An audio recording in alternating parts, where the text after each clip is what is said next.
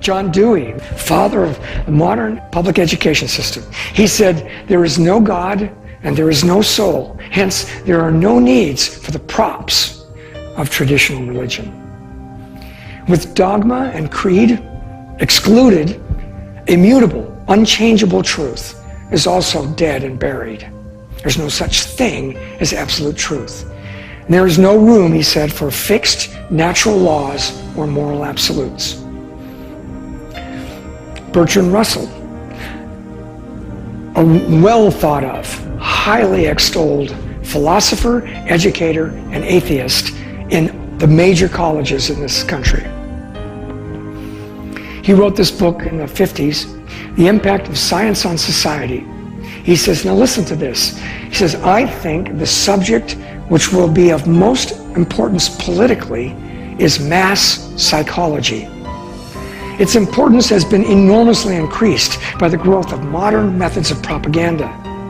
Although the science will be diligently studied, it will be rigidly confined to the governing class, the elite. So we'll just teach them to the brightest minds in the universities so that they know how to go about this. We'll get it into the media. And the populace then, the normal people, will not even be allowed to know how its convictions were generated." Do you understand that? It's what the devil does. He masquerades as an angel of light, and so he presents his ideas. They sound great, right? But when it all comes down, it's meant to devour us. He continued to write in this book, he said, "Where all children go to school and all schools are controlled by the government, the authorities can close the minds of the young to everything contrary to what they consider to be official orthodoxy."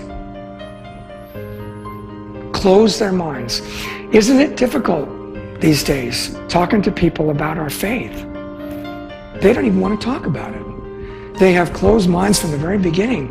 He said, "Education should aim at destroying free will, so that after pupils have left school, they shall be incapable throughout the rest of their lives of thinking or acting otherwise than as their schoolmasters would have wished." Frightening stuff, isn't it, folks? Look at this guy. First Director General of the World Health Organization of the UN. That's a big position. That's carrying a lot of weight. As I read this, imagine if this man came up on the stage here and said what he's just about to say here. You would think the man's crazy. But this man is lifted up to be the first Director General of the World Health Organization. He says, what basic psychological distortion or perversion can be found in every civilization of which we know anything? What do you think that is? The answer, he stated, morality, the concept of right and wrong. The reinterpretation of and the eventual eradication of the conception of right and wrong are the belated objectives of nearly all psychotherapy. He continued, he said, and this is a speech he gave here in California at a conference on education in 1954. To achieve world government, it is necessary to remove from the minds of men their individualism. Loyalty to family tradition, national patriotism, and religious dogmas, they've all got to go. Chester Pierce, professor of education and psychology at Harvard, and an address he gave in 1973 to the Childhood International Education Seminar. Every child who enters the school at age 5 is mentally ill because he enters school with an allegiance toward our elected officials, our founding fathers, our institutions, the preservation of this form of government that we have, patriotism, nationalism, sovereignty. All this proves that the children are sick because a truly well individual is one who has rejected all these things and is what I would call the international child of the future. They have an agenda and they do want to make it a one world government. And they want to get everybody thinking the same. It's being heavily enacted in this nation.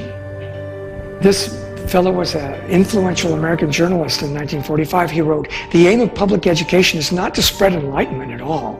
It is simply to reduce as many individuals as possible to the same level, to breed a standard citizen so that we can put down dissent. Executive Secretary of the National Education Association said, the major function of the school is the social orientation of the individual. It must seek to give him understanding of his transition to a new social order.